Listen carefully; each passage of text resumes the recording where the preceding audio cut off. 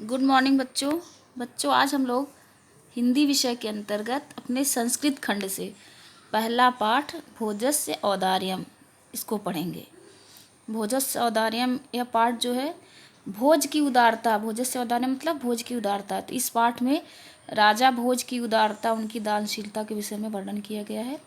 तो अपनी अपनी पुस्तक निकाल लीजिए और चलिए देखिए। ततः कदाचित् द्वारपाल आगत्य महाराज भोजम प्राह देव कोपीनावशेषो विद्वान द्वारि वर्तते इति। उसके बाद कदाचित मतलब कभी, द्वारपाल ने आगत्य मतलब आकर, महाराजम भोजम महाराज भोज से, प्राह मतलब कहा, क्या कहा, देव कौपीनावशेषो विद्वान द्वारि वर्तते। हे राजन, कौपीन अवशेष मतलब जिसके शरीर पर लंगोटी मात्र शेष है, अर्थात अति दरिद्र विद्वान द्वार पर खड़ा है। राजा प्रवेशे इति प्राह, तो राजा ने कहा प्रवेशे इति, उसे प्रवेश कराओ। प्राह मतलब कहा। ततः प्रविष्टः स कवि भोजम आलोक्य अद्य में दरिद्र नाशो भविष्यतीति मत्वा तुष्टो हर्षाश्रूणि मुमोच। तब प्रवेश करके, ततः प्रविष्ट मतलब तब प्रवेश करके, वह कवि जो दरिद्र विद्वान था, उस कवि ने भोजम आलोक्य, भोज को देखकर, आलोक्य मतलब देखकर, अद्य का मतलब है आज, में मतलब मेरी, दारिद्र्य नाशो मतलब मेरी दरिद्रता का नाश, भविष्यति मतलब होगा, मत्वा ऐसा मानकर, ऐसा विचार कर कर, तुष्टो हर्षाश्रूणि मुमोच ऐसा मानकर कि आज मेरी दरिद्रता का नाश हो जाएगा, यह मानकर प्रसन्न हो। तुष्टो मतलब प्रसन्न हो। हर्षाश्रूणि हर्ष के आंसू, हर्ष और श्रूणि मतलब हर्ष के आंसू यानी खुशी के आंसू या प्रसन्नता के आंसू, प्रसन्नता के आंसू बहाए। उस विद्वान ने जो द्वार पर खड़ा था, उसने राजा भोजम आलोक्य, राजा भोज को देखकर यह मन में विचार किया कि आज मेरी दरिद्रता का नाश हो जाएगा, और इस तरह विचार करने के पश्चात तुष्टो मतलब प्रसन्न होकर खुशी के आंसू, मुमोच मतलब बहाए। राजा तम आलोक्य प्राह, राजा ने तम मतलब उसे, आलोक्य मतलब देखकर, प्राह मतलब कहा, क्या कहा, कवे किम रोदिश इति, हे कवि किम रोदिश क्यों रोते हो, किम मतलब क्यों, रोदिश मतलब रोते हो, हे कवि क्यों रोते हो। ततः कविराह राजन आकर्ण मद गृहस्थितिम, तब कविराह, तब कवि बोला, ततः कविराह मतलब तब कवि बोला, राजन आकर्ण का मतलब सुनो, मद गृहस्थितिम मेरे घर की दशा को सुनिए।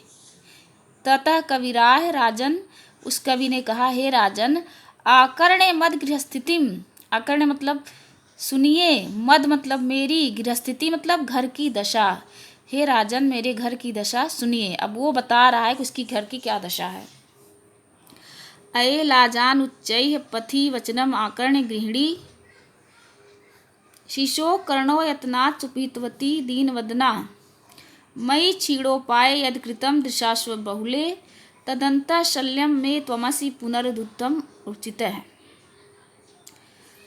अय लाजान उच्चैः, अय मतलब अरे, लाजान का मतलब, लाजान उच्चैः मतलब, लाजान का मतलब होता है खीले ले लो, मतलब लावा, जो धान का लावा होता है उसको खील भी कहा जाता है। अय लाजान उच्चैः, अरे खीले ले लो, इस प्रकार से, उच्चैः मतलब उच्च स्वर में, ऊंचे स्वर में। पथिक जो सामान बेचते हैं गलियों में, मोहल्लों में, तो खीले ले लो, इस प्रकार से उच्च स्वर में जब कोई पथिक जा रहा था, तो वचनम आकर्ण्य, उसके वचनों को सुनकर, गृहिणी मेरी पत्नी ने क्या किया, शिशौ कर्णो यत्नात् सुपीतवती, मेरी पत्नी ने शिशौ मतलब बच्चों के, कर्णों मतलब कानों को, यत्नात् से मतलब प्रयत्न पूर्वक, तेजी से, सुपीतवती मतलब बंद कर दिया। दीन वदना, ऐसी दीन वदना मेरी पत्नी, दीन मुख वाली मेरी पत्नी ने जब मार्ग में खीले ले लो इस प्रकार से उच्च स्वर में कोई पथिक सामान बेचते हुए जा रहा था, तो उसके वचनों को सुन करके मेरी पत्नी ने क्या किया, बच्चों के कानों को बहुत ही तेजी से यत्नपूर्वक बंद कर दिया, क्योंकि बच्चे अगर उस स्वर को सुनते तो वह खरीदने के लिए जिद करते। इसलिए मेरी पत्नी ने उनके कानों को ही बंद कर दिया, जिससे वो आवाज़ उनके कानों में ना पड़े। मई छीड़ोपाय यदि कृतम ऋषासुर बहुले, कहता है कि मुझ दरिद्र पर, मई छीड़ोपाय, मेरे जैसे दरिद्र पर, छीण उपाय, उपाय रहित, मेरे जैसे उपाय रहित व्यक्ति पर ऋषास अश्रु बहुले, उसने जो आंसुओं भरी दृष्टि डाली, मेरी पत्नी ने जो आंसुओं भरी दृष्टि डाली,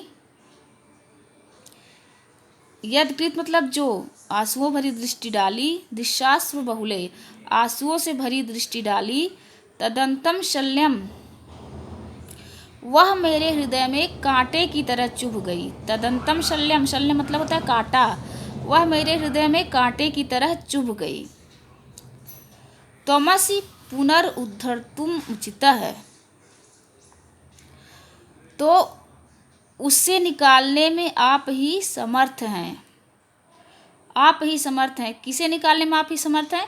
मेरी पत्नी ने जो मुझ पर आंसुओं से भरी दृष्टि डाली, वह मेरे हृदय में कांटे के समान चुभ गई, तो उसे आप ही निकालने में समर्थ, अर्थात आप ही मेरी दरिद्रता का नाश कर सकते हैं, मेरी दरिद्रता को दूर कर सकते हैं। राजा शिव शिव इति उदीरयन् प्रत्यक्षरम लक्ष्यम दत्वा प्राह, राजा ने कहा शिव शिव मतलब कल्याण हो, और उदीरयन उदारता के साथ, प्रत्य अक्षरम लक्ष्यम दत्वा, उसके प्रत्येक अक्षर पर लाख मुद्राएं देने को कहा, लाख मुद्राएं देने को कहा। फिर बोला त्वरितम गच्छम गेहम, त्वरितम गच्छ गेहम त्वद्गृहिणी खिन्ना वर्तते, कहा त्वरितम तुरंत शीघ्र ही, गच्छ गेहम अपने घर जाओ, त्वद्गृहिणी तुम्हारी पत्नी, खिन्ना मतलब दुखी है, तुम शीघ्र ही घर जाओ, तुम्हारी पत्नी दुखी है। अन्यदा भोजः श्री महेश्वरम नमितुम शिवालयम अभ्यगच्छत, तो अगले दिन राजा भोज शिव जी को प्रणाम करने के लिए, अगले दिन किसी दिन राजा भोज शिव जी को, श्री महेश्वरम शिव जी को, नमितुम मतलब प्रणाम करने के लिए, शिवालयम अभ्यगच्छत मतलब किसी शिव मंदिर या शिवालय में गए। तदा कोऽपि ब्राह्मणः राजानं शिव सन्निधौ प्राह देव, वहाँ, तदा मतलब वहाँ, किसी कोऽपि ब्राह्मण मतलब किसी ब्राह्मण ने, राजानम शिव सन्निधौ प्राह देव, तो वहाँ किसी ब्राह्मण ने शंकर के समक्ष जाकर कहा, शिव सन्निधो मतलब शिव के समीप या शंकर भगवान के समीप जाकर कहा देव, उसने क्या कहा इस श्लोक में वर्णित है। अर्धम दानव वैरिणा गिर्जा अप्य अर्धम शिवाश्रितम, देवेत्थम जगति तले पुरहरा भावे समुन्मीलति, गंगा सागर अंबरम शशिकला नागाधिप अच्मतलम, सर्वज्ञ त्वम अधीश्वर त्वम गौतम त्वाम मातु भिक्षाटनम, तो उसने कहा शिव के समीप या शिव जी के सम्मुख जाकर उस विद्वान ने क्या कहा, उस ब्राह्मण ने, अर्धम दानव वैरिणा, भगवान शंकर का आधा शरीर, अर्धम मतलब आधा शरीर, दानव वैरिणा दानवों के वैरी, असुरों के वैरी या असुरों के शत्रु कौन है, भगवान विष्णु, दानव वैरिणा मतलब भगवान विष्णु जो दानवों के शत्रु हों, तो आधा भगवान विष्णु ने ले लिया, शिव जी का आधा शरीर भगवान विष्णु ने ग्रहण कर लिया, और गिरजा अप्य अर्धम, और आधा गिरिजा, गिर से उत्पन्न, गिर की पुत्री यानी पार्वती जी ने ग्रहण कर लिया। शिव जी के आधे शरीर को दानवों के शत्रु भगवान विष्णु ने ले लिया और आधे शरीर को पार्वती जी ने ग्रहण कर लिया। इस कारण से हे देव देवेत्थम जगती तले, हे देव जगती तले मतलब इस पृथ्वी तल पर, पुरहरा भावे, पुरहरा भावे मतलब पुरहरा मतलब शंकर जी, शंकर जी का अभाव होने के कारण, शंकर जी का अभाव हो गया, देह शंकर जी देह रहित हो गए, शरीर रहित हो गए, क्योंकि उनका आधा शरीर विष्णु ने और आधा शरीर पार्वती जी ने ले लिया। तो इस धरती पर शंकर जी के शरीर का अभाव होने के कारण सागर को सुशोभित करने लगी। कौन सागर को सुशोभित करने लगी? गंगा। गंगा जो शिव जी के मस्तक पर विराजमान थी,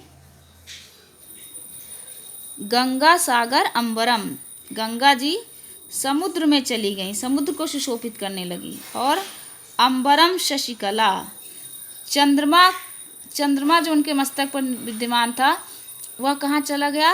अंबरम मतलब आकाश में चला गया। नागाधिप अचमा तलम, नागाधिप मतलब शेषनाग, पृथ्वी तल से नीचे पाताल लोक में चले गए। तथा सर्वज्ञत्वम अधीश्वरत्वम गमत, तथा सर्वज्ञता, सर्वज्ञता और ईश्वरता आपको प्राप्त हो गई। सर्वज्ञता और ईश्वरता मतलब प्रभुता आपको प्राप्त हो गई। और भिक्षाटनम, जो भिक्षाटन का उनका गुण था वह मुझे मिल गया। वह ब्राह्मण कह रहा है शंकर जी के विषय में, उसने इतनी बातें बताई कि शंकर जी का जब आधा शरीर भगवान विष्णु ने ग्रहण कर लिया, आधा शरीर पार्वती जी ने ग्रहण कर लिया, उसके कारण धरती पर शंकर जी का अभाव हो गया, वो शरीर रहित हो गए। इसलिए उनके शरीर रहित होने के कारण गंगा जो उनके जटाओं में विराजमान थी वो समुद्र में चली गई, समुद्र को सुशोभित करने लगी। और शशिकला यानी चंद्रकला आकाश को चली गए। और नागाधिप यानी शेषनाग पृथ्वी तल से नीचे पाताल लोक को विराजने लगे। तथा सर्वज्ञता और अधीश्वरता, सर्वज्ञता और प्रभुता आपको प्राप्त हो गई है राजन, और भिक्षाटन का कार्य मुझे प्राप्त हो गया। तो बच्चों आज इतना ही, अगला अंश हम दूसरी क्लास में पढ़ेंगे। आप इसको अच्छे से पढ़ लीजिए।